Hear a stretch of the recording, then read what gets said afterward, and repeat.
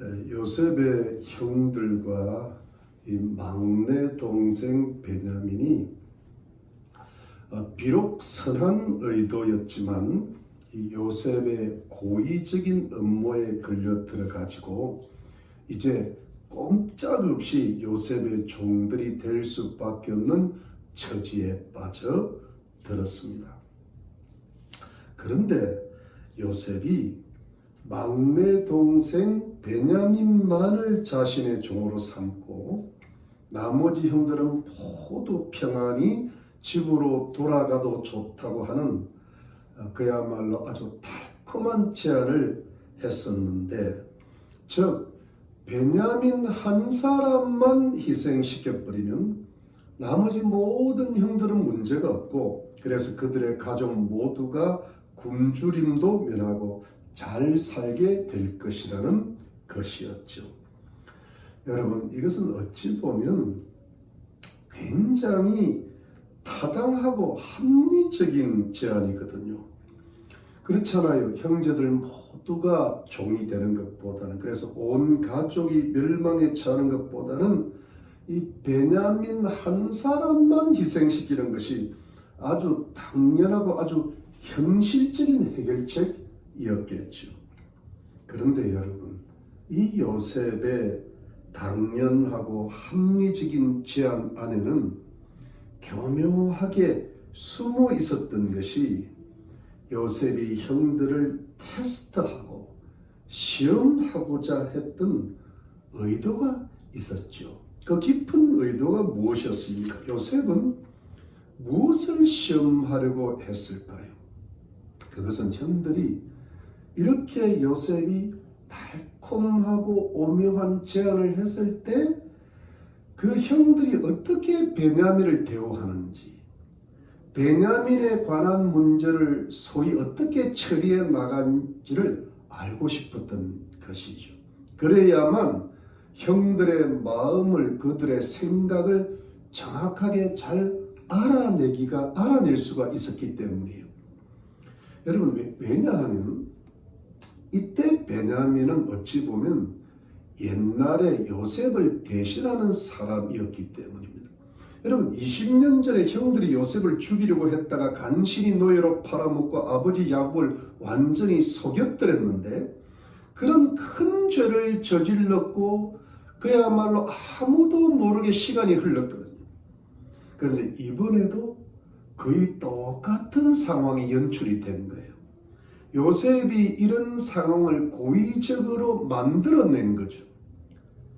이제도 옛날에 요셉과 같이 베냐민을 희생시키려고 하면, 그래서 형들 자신들이 자유롭고 평안하게 기분 좋게 살 수 있는 상황으로 지금 만들어 놓은 겁니다. 그러니까 예나 지금이나 그 어떤 상황은 다르지만 처지가 같은 분위기라고 할 수 있죠. 여러분, 이 요셉과 베냐민은 어머니가 같거든요. 그 어머니가 라헬인데, 이 라헬이 아버지 야곱이 가장 사랑했던 여인입니다. 그런데 이 라헬 때문에 이 요셉의 형들, 자신들의 어머니가 아버지 야곱의 사랑을 많이 받지 못한 것으로 알고 있거든요. 그것 때문에 그 형들도 많은 상처를 받고 자라났죠.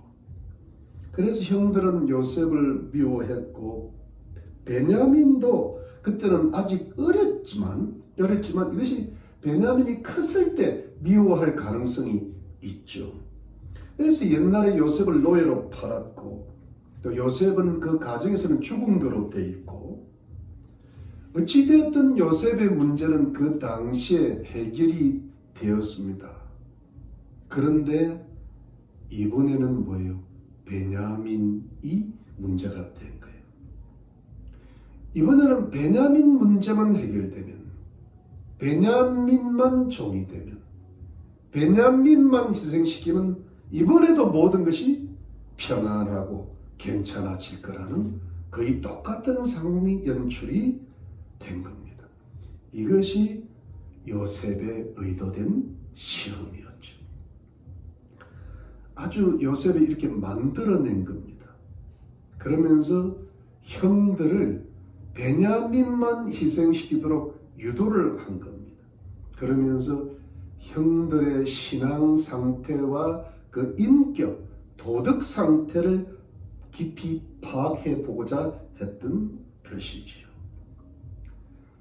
그런데 여러분, 정말 다행스럽게 형들이 이 의도된 시험에 결코 빠져들지를 않는 겁니다. 무엇인가 형들이 달라졌어요. 분명히 20년 전과는 많이 달라진 모습을 보입니다. 동생 베냐민만 희생시키려고 하는 생각은 전혀 없는 겁니다.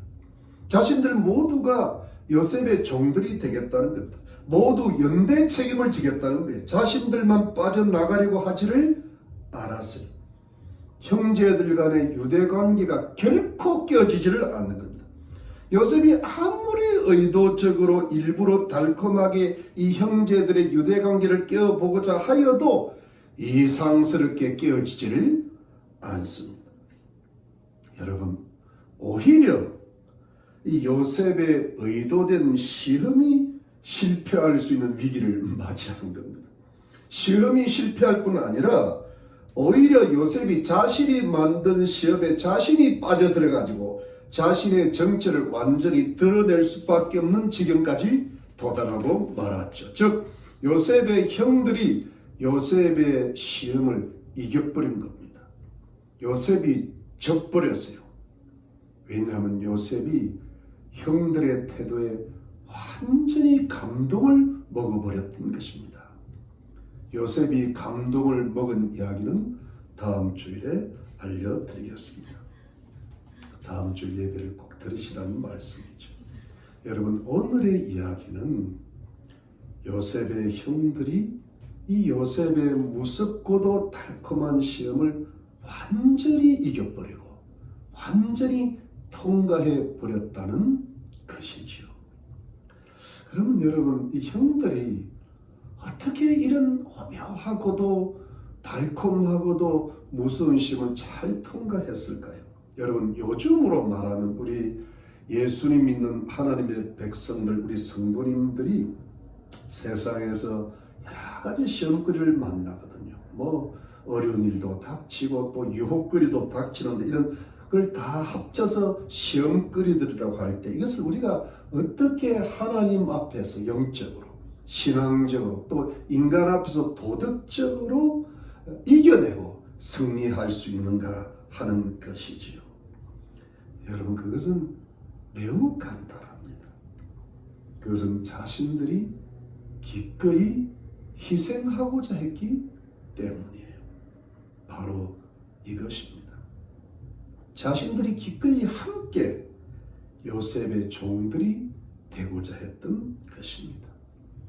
그러니까 언짢이 발견되었던 베냐민만 처벌받는 게 아니거든요. 사실은 베냐민이 잘못됐고 베냐민이 도둑질하는 죄를 지었다고 책임을 지게 돼 있는 상황인데 절대로 베냐민만 그냥 두지 않습니다. 다 같이 희생하고 다 같이 책임지겠다고 나선 겁니다. 그러면서 다 같이 힘을 합쳐서 함께 희생하면서 이 무섭고도 교묘한 시험을 이겨나가고 있는데요. 그런데 여러분, 이 무서운 시험을 결정적으로 아주 중요한 순간에 다 같이 이기게 만든 한 사람이 있었습니다. 그 사람이 누구일까요? 유다였습니다. 유다가 아주 중요한 결정적인 순간에 나섰어요. 그러면서 유다가 나서가지고 이 총리 되신 요셉에게 한 말이 무엇일까요? 이 말이 요셉의 시험을 이기게 했고 시험을 결정적으로 통과하게 만들었던 말이거든요. 이 요셉의 마음을 말할 수 없는 감동으로 가득하게 만들었던 바로 그 말이었거든요. 그런데 여러분, 이 유다의 말의 핵심이 무엇이냐 하면 다른가 합니다. 그것은 막내 동생 베냐민을 살려달라는 겁니다. 베냐민을 살려서 아버지 야곱에게 보내달라는 겁니다. 이것을 위해서 유다는 요셉에게 간절히 호소를 하고 있었던 겁니다. 왜 베냐민을 살려서 아버지 야곱에게로 보내야만 하는 이유를 유다는 오늘 본문의 처음부터 거의 끝까지 상세하게 설명을 하고 있습니다. 오늘의 성경 대부분이 무엇인가 하면 그동안의 그 형들과 요셉 사이에 있었던 일들, 그 형들과 아버지 사이에 있었던 일들을 돌아보고 회고하면서 아버지 야곱이 왜 베냐민 막내 동생을 끔찍히도 사랑하는 이유를 설명을 또 하고자 노력합니다. 아버지가 사랑했던 라헬이라는 두 아들 중에서 요셉은 죽었고 베냐민만 남았는데 오늘 본문에 나오지 않지만 이 베냐민은 그 사랑했던 라헬이 죽으면서 낳은 아들이 아닙니까? 그래서 아버지 야곱이 베냐민을 너무너무 끔찍하게 사랑한다는 것을 설명하고 있죠. 그런데 당신 애굽의 총리 대신께서 베냐민을 반드시 데려오라고 하시니까 할 수 없이 데리고 왔는데 아버지 야곱이 말씀하시기를 만일 베냐민이 잘못되면 자신은 슬프게 음부로 데려가고 있다고 했다는 것은 즉 베냐민이 잘못되면 아버지 야곱이 죽는다는 것입니다.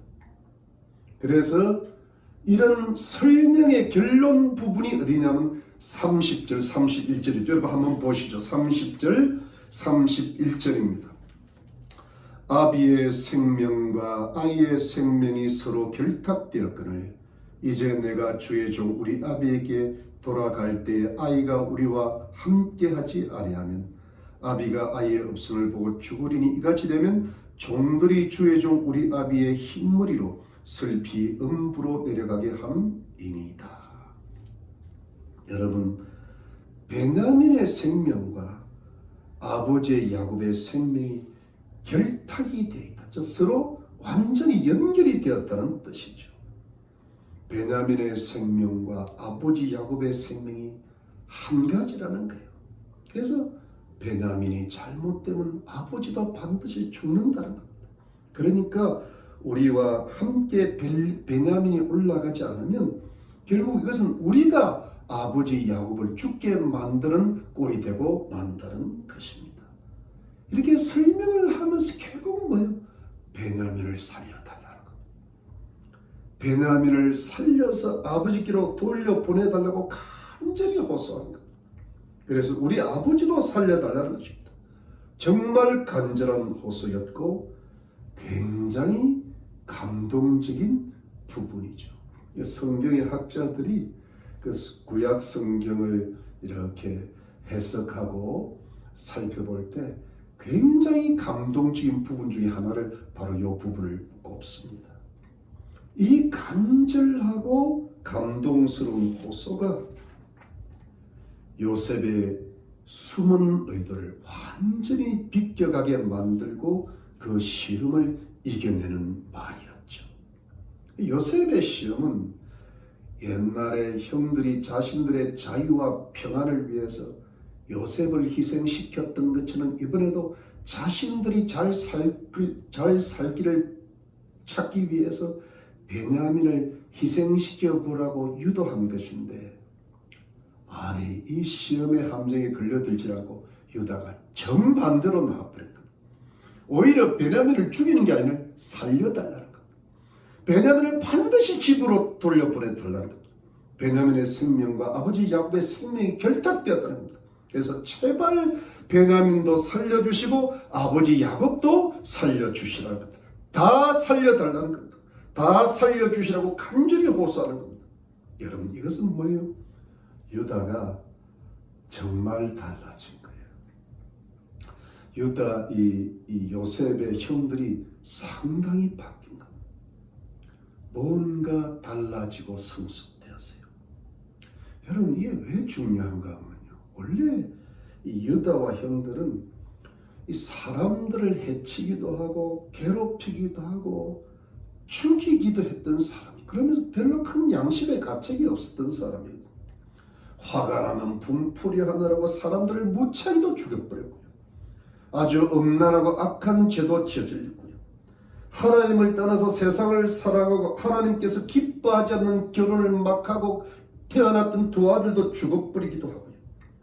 심지어 아무리 동생이 얄밉기로서니 죽이려고까지 하다가 간신히 노예로 팔았고, 여러분 성경에 기록되어 있지 않지만 아마도 하나님 앞과 사람 앞에 수많은 죄들을 지었겠죠. 하나님을 믿었지만 이 야곱의 아들들 요셉의 형들은 신앙적으로 인격적으로 많이 잘못된 부분들이 많았습니다. 지금도 하나님을 믿지만 교회에서 예배를 드리지만 심지어 봉사도 열심히 하지만 하나님 앞과 사람 앞에 영적으로 도덕적으로 많은 죄들을 짓는 사람들이 많다고 보는 것입니다. 그러면서 이 형들이 아버지 야곱의 마음을 얼마나 슬프게 하고 근심하게 하고 아프게 하고 죽고 싶을 정도로 만들었던 겁니다. 그야말로 불효 자식들이죠. 그래서 야곱이요, 자식들을 별로 신뢰 안 했던 거예요. 그들은 무슨 말을 해도 이렇게 받아들이고 싶고 믿고 싶지를 않았던 겁니다. 그만큼 야곱의 마음이 아들들 때문에 상해 있었던 거예요. 어찌 보면 우리 하나님의 마음이 그런 것인지도 모르겠습니다. 그랬던 형들입니다. 그런데 20여 년의 세월이 지나면서 어떤 일들이 있었고 어떤 사건들이 있었던지 20년이라는 세월은 결코 짧은 세월이 아니잖아요. 그야말로 긴 세월입니다. 그냥 요즘 말로 강산이 두 번이나 변한 시절이니까요. 사람이 바뀔 수 있는 그런 시간이죠. 이들이 신앙적으로, 인격적으로, 도덕적으로 뭔가 바뀌고 달라지기 시작했죠. 그런데 그 바뀌어지고 달라지고 성숙했던 하나님을 향한 신앙과 인간을 향한 도덕적 인격이 이번에 극심한 흉년 속에서 요셉의 의도된 시험으로 말미암아 가문의 멸망의 위기에 처했을 때 이때 아주 눈부신 빛을 발하게 되는데요. 그것이 뭐의 결론이? 살리자는 겁니다. 원래 자꾸 죽였던 사람들이잖아요. 그런데 베냐민을 살리자는 겁니다. 아버지 야곱을 살려드리자는 겁니다. 이제는 옛날 요셉처럼 절대로 베냐민을 희생시키시면 안 된다는 겁니다. 이제는 옛날처럼 절대로 아버지 야곱을 괴롭히고 가슴 아프게 해서는 안 된다는 겁니다. 이제는 더 이상 우리가 그런 짓들을 해서는 안 된다는 겁니다. 반드시 이번에는 베냐민을 살리고 오히려 아버지 야곱을 기쁘게 해드려야 된다는 것이죠. 이 어려운 시간 속에서 이렇게 마음을 먹는다는 게 쉬운 일이 아닙니다. 그렇지만 이번에는 그렇게 해야 되겠다는 것이죠. 여러분, 이렇게 사람들을 살리려고 하니까, 도우려고 하니까, 이렇게 굳게 결심을 하고 강하게 마음을 먹으니까 요셉의 그 달콤하고 오묘한 무서운 시험에 결코 걸려들지가 않는 거예요. 사람을 해치고 괴롭히고 죽이고 마음 아프게 하려고 하고 자기의 이익과 평안을 먼저 챙기면 결국은 인생은 세상이 주는 시험거리에 걸려들고 말지만, 그러나 사람을 살리고 사람의 마음을 기쁘게 하고 어찌하든 그 사람을 도와주려고 최선을 다하는 순간에 사람은 이 세상이 주는 시험을 이겨낼 수가 있는 것이죠. 여러분, 이것이 우리 인생의 무섭고 오묘하고 크고 작은 시험거리들을 이겨나갈 수 있는 비결이 된다고 믿는 것입니다. 그런데 여러분, 자, 형들이 여기까지 왔는데 이 인생의 크고 작은 무섭고도 오묘한 시험거리들을 이제는 통과할 때가 됐는데, 근데 여러분, 이 시험은 시험이에요. 시험은 쉬운 시험이 거의 없거든요. 그야말로 시험을 치려면 온갖 힘을 다하고 땀을 흘리고 힘을 들여서 그 시험을 치는 거거든요. 시험을 쳐서 그 시험을 완전히 통과하고 그 시험에 합격을 하기는 사실 결코 만만치가 않습니다. 여러분, 마음이 달라졌어요. 말이 달라지고 생각이 달라졌어요. 그리고 인격이 성숙하고 상당히 성화되었어요. 그런데 그렇다 하더라도 인생의 크고 작은 시험들을 완전히 통과하고 완전히 이겨내기 위해서는 반드시 그 다음 단계가 한 가지 더 있어야 합니다. 그것은 뭐예요? 그 말과 그 마음과 그 생각과 그 인격이 달라졌다면 그것을 실제로 행동으로 옮기는 결단이 반드시 필요하다는 것입니다. 행동이 따라와야 된다는 것. 그것이 우리 성경에서 말하는 회개입니다. 반드시 변화되고 성숙한 행동이 있어야 된다는 것입니다. 행동까지 따라와야 끝이 난다는 것. 여러분, 그것을 무엇이라고 할까요? 그거를 희생의지라는 말을 많이 씁니다. 여러분, 우선 희망의지라는 말도 있고 열망의지라는 말도 있는데 이번에는 희생의지입니다. 어떤 희생을 실제로 하겠다는, 행동하겠다는 어떤 노력이죠. 이것은 자신을 기꺼이 희생하고자 하는 의지입니다. 희생하고자 하는 의지적 행동이죠. 바로 그것이 본문 32절로 34절. 여러분 32절로 34절 한번 보시기 바랍니다. 주의 종이 내 아비에게 아이를 담보하기를 내가 이를 아버지께로 데리고 돌아오지 아니하면 영영이 아버지께 죄를 지리다 하였사오니 청컨대 주의 종으로 아이를 대신하여 있어서 주의 종이 되게 하시고 아이는 형제와 함께 도로 올려 보내소서. 내가 어찌 아이와 함께 하지 아니하고 내 아비에게로 올라갈 수 있으리까 두렵건대 제 해가 내 아비에게 미침을 보리이다. 여러분, 이것이 무슨 뜻일까? 이것은 유다가 베냐민을 대신하여 요셉의 종이 되겠다는 것이지요. 즉 베냐민을 풀어주고 자신을 잡으라는 것입니다. 즉 자신이 베냐민 대신 종이 될 테니까 베냐민을 풀어주고 다른 형제들까지 다 풀어주어서 아버지 야곱에게로 다 돌려보내주시라는 것이죠. 유다가 여기까지 도달합니다. 이것은 유다가 베냐민을 애굽으로 데리고 올 때 아버지 야곱의 허락을 받기 위해서 했던 약속을 지금 지키자고 하는 겁니다. 즉 베냐민을 데리고 오지 않으면 자신이 어떤 분이라도 영원히 달게 받겠다는 약속을 지키는 것입니다. 여러분, 왜 유다가 이렇게까지 했어야 될까요? 왜 유다가 여기까지 도달했어야 될까요? 왜냐하면 유다는 알고 있는 겁니다. 유다는 자신이 지난날에 여러 가지 하나님 앞에 죄를 짓고 다시 하나님 앞에 은혜로 회복이 되면서 많은 영적인 경험을 했거든요.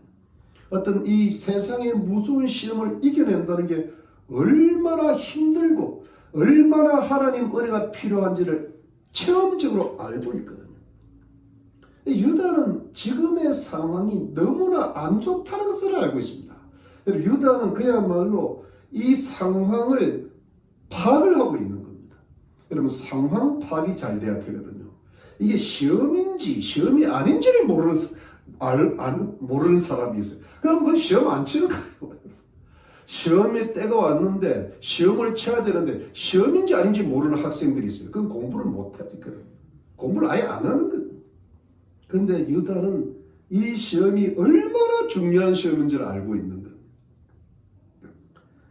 그러면서 이 상황이 너무 안 좋다는 사실을 알고 있으니까 여러분, 그렇잖아요. 아주 꼼짝없이 베냐민은 요셉의 종이 되게 되었는데 여러분, 유다가 요셉을 가만히 보니까요, 이분이 베냐민을 풀어줄 마음이 없는 겁니다. 풀어주겠습니까? 그러면 반드시 아버지 야곱은 돌아가시게 됩니다. 거기다가 더불어 형제들이 함께 종이 되겠다는 게 마음을 같이 한 아름다움은 있지만 정말 다 같이 종되어 버리면요, 가족들은 어떻게 됩니까? 그야말로 다 굶어 죽을 판입니다. 야곱 가문이 멸문지하의 위기에 놓인 겁니다. 그러면 야곱 가문을 향하신 하나님의 뜻은 어떻게 되는 겁니까? 모든 하나님의 뜻도 다 엉망이 되고 무너지고 마는 것이거든요. 유다가 뭘 깨닫습니까? 말만 해서는 안 된다는 겁니다. 아무리 성취를 해도 안 된다는 겁니다. 그리고 마음만 있어서도 안 된다는 겁니다.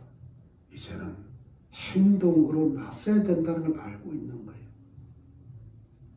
그리고 이것을 완전히 돌파하기 위해서는 이 위기상을 잘 알고 위기상을 돌파하기 위해서는 자신이 어떤 의지를 보여야 된다는 걸 알고 있습니다. 그게 뭐예요?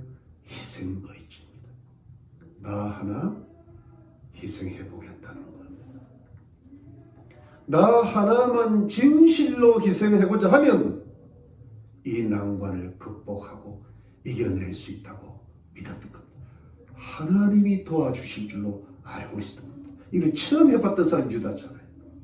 내가 희생하고자 하면 하나님이 살려주실 거라는 걸 알고 있는 겁니다. 하나님의 은혜가 임할 거를 알고 있는 겁니다. 내가 죽고자, 내가 손해보고자 하는 겁니다.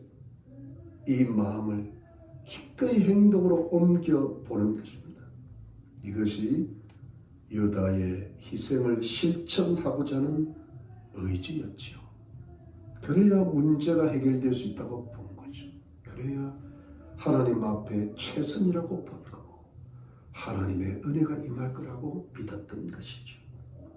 사랑하는 성도님들, 자, 내가 진실로 희생하고자 할 때, 내가 진실로 죽고자 할 때, 내가 진실로 손해보고 낮아지고 하고 아무런 유익을 취하고자 하지 않을 때, 나의 모든 욕심을 완전히 내려놓았을 때, 이것을 실제 행동으로 옮기고자 결심하고 실제 행동으로 옮겼을 때 우리는 과연 우리의 인생에서 어떤 열매와 결과를 기대할 수 있을까요? 하나님 앞에 무엇을 우리가 받을 수 있을까요? 여기서 여러분 자칫 생각하면 이러다가 진짜 손해보는 것 아니야? 이랬다가 내 인생 하나 망하고 마는 게 아닐까? 그런 생각이 들 수밖에 없는 게 인간이거든요. 그런데 여러분, 여기서 하나님께서 어떻게 역사하실까요? 자, 그것은 우선 시험이 완전히 종식된다는 거예요. 시험이 완전히 끝납니다. 여러분 45장 1절 한번 보시죠. 45장 1절에 제가 오늘 45장 1절까지 일부러 오늘 본문에 포함시켰습니다. 요셉이 시종하는 자들 앞에서 그 정을 억제하지 못하고 소리질러 모든 사람을 자기에게서 물러가라 하고 그 형제에게 자기를 알리니 때에 그와 함께한 자가 없었더라. 여러분, 이 요셉이 유다의 말에 완전히 감동을 받은 거예요. 모든 애굽 사람들 다 물러가게 했어요. 그리고 이제 자신의 정체를 밝힐 때가 되었다고 합니다. 그래서 자신이 동생 요셉인 것을 밝힙니다. 여러분, 이것은 무슨 뜻인가요? 요셉의 무서운 시험이 끝났다는 겁니다. 이제 그 혹독하고 괴롭고 힘들던 시험이 완전히 끝났다는 것이죠. 유다를 비롯한 요셉의 형들이 자신들의 인생에 닥친 이 무거운 시험을 잘 이겨내고 통과했다는 것입니다. 여러분, 이것이 어떻게 이루어집니까? 유다가 정말 희생해 버리려고 하니까, 유다가 정말 죽자고 드니까, 유다가 정말 베냐민을 대신하려고 하니까 실제로 그렇게 행동을 했거든요. 그쪽으로 자신을 던졌어요. 그래서 베냐민도 살리고 아버지 야곱도 살리고 형제도 살리고 형제 가족도 다 살릴 거니까 아버지 야곱의 가문을 위해서 자기가 한번 희생해 보려고 들어가니까 어떻게 됐어요? 시험이 끝나버렸습니다. 여러분, 땡땡땡 하고 시험이 끝나버립니다. 여러분, 영적으로 말하면 뭐예요? 사단의 시험이 끝나버린 겁니다. 내가 죽어버리니까 시험 자체가 사라져버린 거예요. 시험이 죽었어요. 사단과 악령들이 힘을 잃어버린 겁니다. 떠나가 버린 겁니다. 내가 죽으니까 상황 종료가 되어버리고 말합니다. 여러분, 이 시험이 끝난다는 의미 중에 우리 인생 가운데 가장 확실하게 다가오는 게 뭐냐 하니까 이겁니다. 시험이 끝나고 사단과 악령들이 떠나가고 악령들의 힘이 떨어져 버리면, 사라져 버리면 사람들과의 관계가 화평을 이루게 된다는 거예요. 나를 괴롭히고 대적하고 못살게 사람들의 마음이 풀리기를 시작한다는 거예요. 그들의 마음이 하나님으로부터 내게로 돌아오게 만든다. 사람들이 돌아온다는 거예요. 그들의 마음에 평안이 오거나 또는 그들의 마음에 크고 작은 감동이 밀려온다는 것이죠. 그러니까 어떤 막히고 불편했던 여러 가지 인간관계들이 풀리기 시작하고 사람들과의 화해가 이루어지고 화평이 오고, 그야말로 이전에 다윗에게 그 무수한 용사들이 몰려들었듯이 사람들과의 관계가 화평하고 그 사람들과의 관계가 정말 아름다워진다는 것이죠. 이것이 뭐예요? 하나님께서 그들의 마음을 성령으로 주장하시고 만져주신다는 것이죠. 악령이 떠나가면 성령이 오시거든요. 아니, 성령이 역사하면 악령이 떠나가는 것이죠. 이것이 바로 평강과 화목의 하나님께서 우리 성도들에게 베푸시는 놀라우신 은혜인 줄로 믿으시기를 바랍니다. 살아계신 하나님께서 인간관계를 살려주시는 은혜이죠. 요셉의 마음이 확 풀어진다. 한순간에 풀어진다. 지금 요셉은요, 이 어떻게 하냐, 어떻게 시험을 걸어보냐 하고 있는데 유다의 그 마지막 말에 요셉이 꽉 막혔던 마음이 확 풀어집니다. 요셉의 마음에 감동이 물밀듯 들어옵니다. 요셉은 하나님을 경외하는 사람이에요. 그러면 성령의 충만함을 받은 거죠. 요셉이 정을 억제하지 못할 정도로 감동을 했습니다. 요셉은 과거에 자신을 죽이려고 했던 형들이 이제는 아니고, 이제는 형들의 마음이 얼마나 바뀌고 성숙했는지를 알게 되었죠. 그리고 그동안에 요셉의 마음에 깊은 상처를 주었던 그 형들에 대한 용서의 마음이 가득 차고 넘치게 되었을 것입니다. 그리고 이제야 형제간의 아름다운 상봉이 시작되는 것이죠. 바로 이것이 우리 인생 가운데, 우리 성도들 가운데 역사하시는 하나님의 아름다운 성령의 역사인 줄로 믿으시기를 바랍니다. 사랑하는 성도님들, 오늘의 성경 말씀이 우리에게 주시는 하나님의 교훈은 무엇일까요? 그것은 내가 희생하고자 들면 모든 것이 풀린다는 겁니다. 내가 희생하면 하나님께서 살려주시는 역사가 나타난다는 것이죠. 여러분, 이게 무슨 뜻인가 하면, 만일 여러분 유다가 바로 이 같은 기가 막힌 상황에서 아주 조금이라도 자신의 유익과 자신의 안전과 자신의 평강과 행복을 추구하려는 마음과 행동이 있었더라면 아마도 요셉의 마음을 감동시키지는 못했을 거예요. 지금 요셉은 철저히 시험하려고 두고 있는데 어떻게 요셉의 마음을 변화시키겠어요? 자신들에게 주어진 그 시험을 결코 통과하지 못했을 거예요. 문제가 해결이 안 됐거나 상당히 지연이 되고 말았을 거예요. 사랑하는 성도님들, 우리 인생에 닥치는 크고 작은 시험거리들, 그것이 환난이든 고생스럽고 수고스러운 일이든 유혹과 미혹거리든 다 마찬가지입니다. 우리 인생과 연결되는 모든 인간관계도 모두 마찬가지입니다.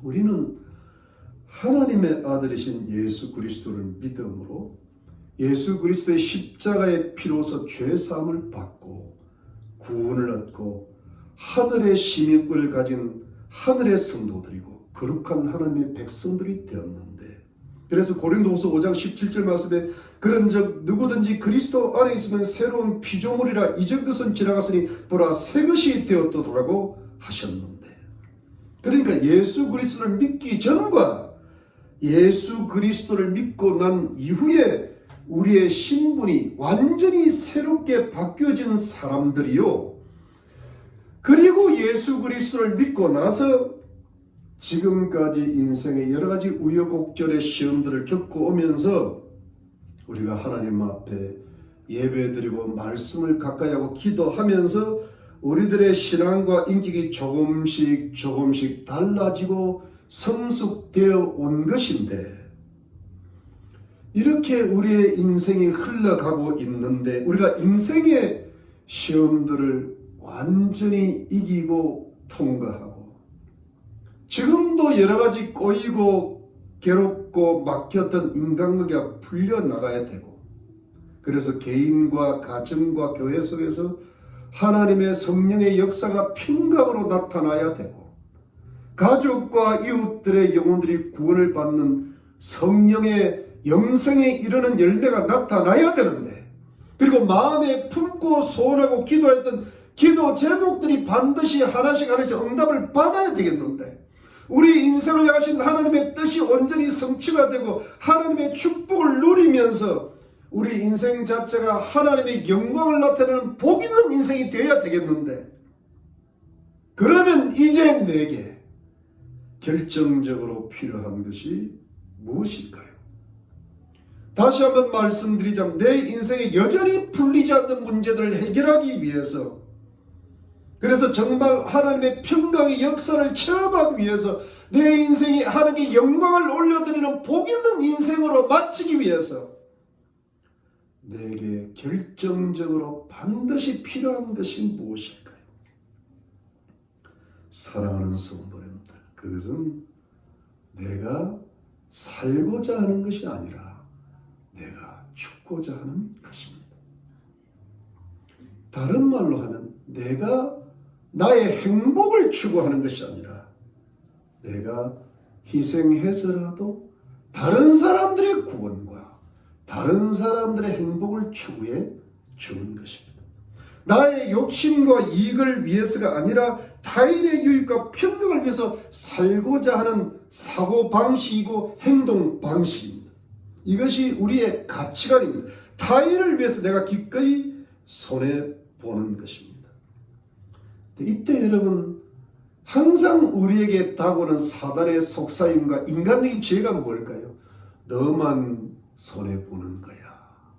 너만 희생하는, 그렇다고 소용이 되는 일이 아니야라고, 다 소용없는 일이야라고 사단이 속삭이고 우리의 생각을 잡죠. 그런데 여러분, 그것은 그런 것이 아닙니다. 그건 사단의 괴계이고 우리의 타락한 인간의 지혜일 뿐입니다. 하나님 말씀인 성경은 역설입니다. 기독교는 역설적입니다. 하나님께서는 역설적인 하나님이십니다. 예수님이 십자가에서 우리를 살리시기 위해서 죽으셨습니다. 그러나 하나님께서는 예수 그리스도를 살리시는 대기적을 베풀어 주셨습니다.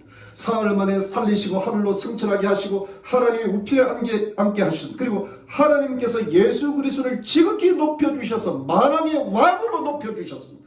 그것이 성경 빌립보서 2장 6절로 10절입니다. 그런 근본 하나님의 본체시나 하나님과 동등됨을 취할 것으로 여기지 아니하시고 오히려 자기를 비워 종의 형체를 가져 사람들과 같이 되었고 사람의 모양으로 나타나셨음에 자기를 낮추시고 죽기까지 복종하신 곧 십자가에 죽으심이라. 이러므로 하나님이 그를 지극히 높여 모든 이름에 뛰어난 이름을 주사 하늘에 있는 자들과 땅에 있는 자들과 땅 아래 있는 자들로 모든 무릎을 예수의 이름에 꿇게 하시고 모든 입으로 예수 그리스도를 주라 신하여 하나님 아버지께 영광을 돌리게 하셨느니라.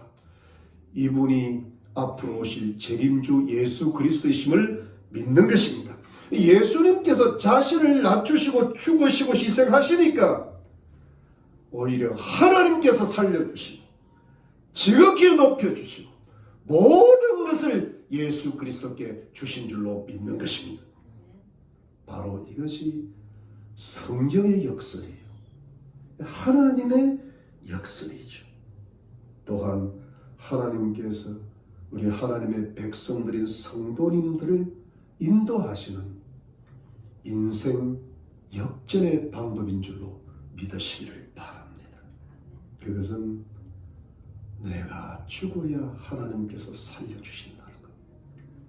내가 내 자신의 행복과 평안과 유익을 위해서 사는 것이 아니라 타인의 행복과 평안과 유익과 영혼 구원을 위해서 희생하고 하나님 말씀에 순종하고 하나님의 뜻에 충성하면서 하나님만을 경외하며 살아갈 때 하나님만이 내 마음을 알아주시기를 바랄 때에 그렇게 희생 의지를 행동으로 옮기면서 살아갈 때에 역설과 인생 역전의 하나님께서 성령을 풍성하게 부어주시고 역사하신다는 것이죠. 하나님께서 성령을 내려주시다. 성령은 그럴 때 강하게 역사하십니다. 충만히 임하신다는 것이죠. 성령이 역사해야만이 하나님께서 모든 시험거리들을 끝나게 해주신다는 것. 우리 인생에 풀리지 않았던 문제들이 풀려나가기 시작한다는 것이죠. 하나님께서 함께 하셔서 평탄케 하시고 형통케 하시고 회복도 주시고 축복도 주신다는 것입니다. 여러분, 이것이 오직 살아계신 하나님의 살리시는 은혜로 되는 줄로 믿으시기를 바랍니다. 사랑하는 성도님들, 오늘날의 시대는 그야말로 현대 사회를 넘어서 초현대 사회라 그러잖아요. 초현실주의, 포스트 모더니즘의 시대라고 그럽니다. 여러분, 이 시대를 살아가는 우리 성도님들의 어떤 가치관이라 할까요? 세계관, 그것이 무엇이라 할까요? 여러분, 이 마지막 시대에 우리 하나님의 백성들에게 닥치는 무서운 시험과 유혹의 가치관들은 이런 것이죠. 하나님의 영광에서 살지 마라. 하나님의 말씀과 뜻대로 살지 마라. 적당히 해라, 적당히. 가족과 이웃의 영혼 구원이 뭐 중요하냐? 내가 죽으면 끝나는 거지. 타인의 행복과 평강을 위해서 사는 것이 아니라 그렇게 살지 마라. 하나님을 믿어도 나 하나 구원받으면 되지 않느냐. 그러면서 이 세상은 아주 인간적으로 지혜롭게 살아. 나 중심으로 살아. 내 뜻과 내 이익과 내 행복을 추구하면서 살아. 철저히 자기중심적이고 이기적인 그런 인생관을 가지라고 부추기고 유혹하고 시험하는 시대가 바로 이 마지막 시대거든요. 여러분, 이것은 마치 이런 것 같습니다. 지구가 태양을 분명히 돌고 있는데도 불구하고 지구가 태양대로 나보고 돌아달라는 겁니다. 내가 하나님 중심으로 살아야 되는데 나 중심으로 하나님이 어떻게 좀 도와달라고 합니다. 내가 사람을 위해서 살아야 되는데 나를 위해서 너희들이 좀 살아달라는 것이죠. 이것이 사단의 무슨 속임수요, 세상의 교묘한 유혹이요, 내 자신한테 속는 거고 시대적 어떤 이념에 속는 거죠. 시대적 문화에 내가 타락한 문화에 빠져든 어떤 종말론적 문명에 빠져드는 겁니다. 그런데 여러분, 이것은 하나님의 말씀과 뜻에 어긋나는 거예요. 하나님의 말씀과 법칙에 어긋나기 때문에 이 땅에서 잠시 행복하게 살지는 모르겠지만 또 뭔가 남들이 알아주는 뭔가 부와 명예를 얻을지는 모르겠지만 결국은 거룩하신 하나님의 심판 앞에 서는 날 아무런 열매, 네가 나를 위해서 한 것이 없다라고 심판하시고 그야말로 헛된 인생으로 끝나게 되고 만다는 것입니다. 가족들과 이웃들의 영혼 구원 하나 못하고 끝난다는 인생이 된다는 것입니다. 그러므로 여러분, 우리가 어찌하든 이 마지막 시대에 어떤 유혹의 문명, 미혹의 이념을 추구하는 시대를 살아가면서 이 세상을 이겨나가야 될 것입니다. 마귀를 물리치고 대적해야 될 것입니다. 그리고 나의 죄와 욕심을, 소위 말하면 그 어떤 내 자신의 행복을 위해서 추구하려고 하는 그 마음까지도 예수님의 십자가 앞에 내려놓아야 할 것입니다. 여러분, 성경은 내가 행복하고자 하지 말고 내가 희생하고자 해야 된다는 겁니다. 자, 그럴 때 어떻게 됩니까? 하나님께서, 살아계신 하나님께서 행복하게 해주신다는 거예요. 하나님께서 살려주신다. 유다도 살았고 가족들도 다 살았고 야곱의 가문이 다 살았다. 우리 영혼도 살고 우리 가정도 살고 우리 산업도 살고 우리 자녀도 살고 우리 교회도 다 살려주시게 되실 것입니다. 우리가 사람과 가정과 교회와 사회를 위해서 죽고자 하고 희생하고자 하고 손해보고자 할 때 하나님께서 오히려 역전을 시켜주셔서 성령을 통하여 오히려 우리를 살려주시고 회복시켜주시고 축복하시는 하나님의 대역전의 기적의 드라마가 우리의 삶에 역사하고 이루어지게 되실 것을 믿으시기를 예수 그리스도 이름으로 축원합니다. 기도하겠습니다. 하나님 감사합니다. 오늘의 말씀은 유다의 그 요셉을 향한 간절한 호소가 자신을 희생함으로써 베냐민을 살리고 가문을 살려보겠다는 그 희생 의지적 행동이 우리의 마음에 깊은 감동을 줍니다. 하나님, 이 세상은 자기 중심으로 돌아가는 그런 마지막 시대를 사는 것 같습니다. 자기 행복이면 누구라도 희생시킬 수 있고 누구라도 배반할 수 있고 교회라도 배반할 수 있고 하나님이라도 버릴 수 있는 그런 사악한 시대를 살고 있습니다. 우리가 그런 시대 속에서 살고 있다 보니까 우리 자신도 모르게 내 중심으로 하나님을 믿고 내 중심으로 사람을 대할 때가 얼마나 많은지요. 성령의 역사는 부족하고 악령의 역사가 많은 것 같고 우리의 삶에 풀리지 않은 문제들만 산재 있는 것 같습니다. 주여, 우리가 이거를 어떻게 하면 좋겠습니까? 우리가 마지막 시대를 어떻게 극복하면 좋겠습니까? 우리 앞에 닥친 문제를 어떻게 해결하면 좋겠습니까? 주여, 유다의 마음을 우리에게 주시옵소서. 유다의 행동이 우리들의 행동이 되게 해 주시옵소서. 우리가 정말로 위대하고 큰 일은 못하더라도 가정 속에서, 교회 속에서, 직장 속에서 작은 일이라도 희생하면서 주의 영광을 나타낼 수 있게 도와주시옵소서. 내가 죽는 것 같지만, 내가 망할 것 같지만 하나님이 살아계시니 나를 살려주시고 나를 행복하게 하시고 우리 가정과 우리의 산업과 우리 가족들의 영혼 구원과 가까운 이웃들의 영혼 구원과 모든 문제를 다 풀어주실 줄로 믿습니다. 살아계신 하나님을 믿습니다. 살려주시는 하나님의 은혜를 믿습니다. 평강과 화목을 주실 줄로 믿습니다. 30배, 60배, 100배의 결실을 맺게 하실 줄로 믿습니다. 이것을 우리가 다 같이 믿음으로 전진하게 하시고 이 마지막 사탄과 세상과 우리 자신과의 싸움에서 승리하는 영적인 전사들로 만들어 주시옵소서.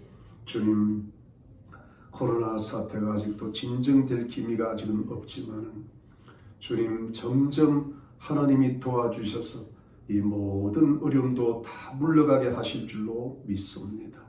어려운 때일수록 우리 마음이 게으르지 말고 우리 성도님들 또 영육 육간에 강건하게 도와주시고 가정에는 평강을 내리시고 우리 자녀들 영혼육 건강하게 하시고 학교 공부 잘하게 하시고 재능을 키워주시고 산업도 축복하셔서 필요한 물질이 떨어지지 않게 도와주시고 꾸어줄지언정 꾸지 말게 도와주시고 하나님 주의 백성들의 모든 삶을 도와주시고 우리의 기도 제목들이 응답받게 하시고 가족과 이웃들이 영혼들이 주께로 돌아오는 영생에 이르는 열매들을 얻게 해 주시옵소서.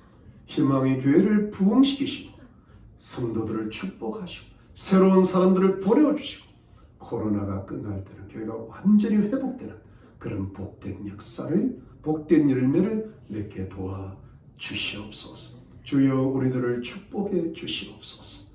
예수 그리스도의 이름으로 기도하였습니다. 아멘. 여러분 감사합니다. 우리 화요일 날 성경 공부가 우리 줌 모임이 계속되고 있습니다. 여러분 열심히 참석하시고 또 빠지지 마시고 늦더라도 꼭 참석하셔서 말씀 공부에 최선을 다하시기를 부탁을 드립니다. 여러분 미국의 대통령 선거가 좀 혼동이 있는데 기도하시고 좋은 대통령이 뽑힐 수 있도록 기도해 주시면 좋겠습니다. 항상 말씀과 기도에 힘쓰시고 요즘 교회로 못 모이니까 각 가정에서 자꾸 예배를 드리실 수 있기를 바랍니다. 영적으로 항상 끼어 있으십시오. 건강하시고 평강하시고 우리 다시 만날 때까지 늘 하나님께서 함께 하시고 지켜주실 줄로 믿으시기를 바랍니다. 우리 다 같이 묵도하겠습니다. 축도하겠습니다. 지금은 예수 그리스도의 놀라우신 은혜와 하나님 아버지의 지극하신 사랑과 성령의 위로와 교통과 충만하심을 내 자신을 희생해서라도 가정을 살리고 이웃을 살리고 교회를 살리고 이 사회를 살리고자 다짐하고 나아갈 때 하나님이 살려주시고 하나님이 축복하시고 행복해 하시는 그 은혜를 누리려고 나아가고 전진하는 하나님의 거룩한 백성들과 가족들과 이웃들 머리머리 위에 지금으로부터 영원토록 함께 계실지어다. 아멘.